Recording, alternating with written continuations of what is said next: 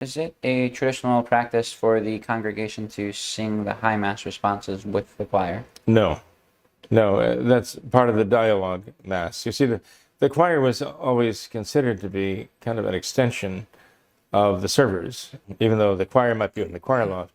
At a High Mass or sung Mass, the choir would sing the responses, as the servers would do in the sanctuary during Mass.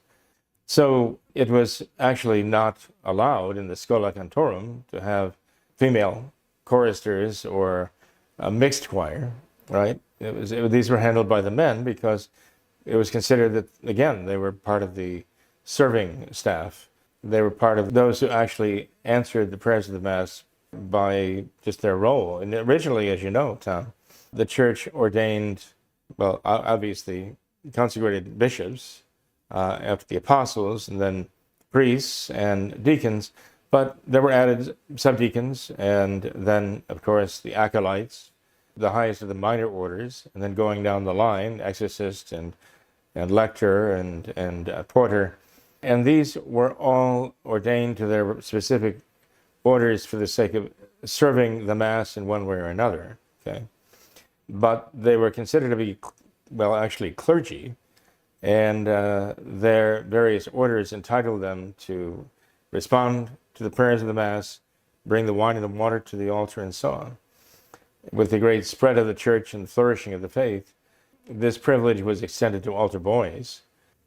The choirs then came to be able to sing the responses to the High Mass in the place of the schola, where there was no, let's say, schola cantorum in a monastery or whatever, but in a parish church. But still, the idea is that the choir is something of an extension of the serving of the Mass. The reason why that actually has to do with the congregation is because, again, to open up all the responses to the entire congregation not only invites a kind of bedlam, but it also sort of finishes off once and for all that distinction. The distinction between, those who are, well, at the altar offering the Mass and those who are actually serving the Mass. And finishes off any real distinction between those who are set aside for that purpose and just throwing it open to everybody. So it's a very Protestant concept, you might say. So it's not a traditional Catholic concept. You might say that toward the end of Pius XII's reign, the change agents brought that in, again, as a step in the direction of the Novus Ordo. And now some say, well, that was Pope Pius XII's provision, so we have to follow that.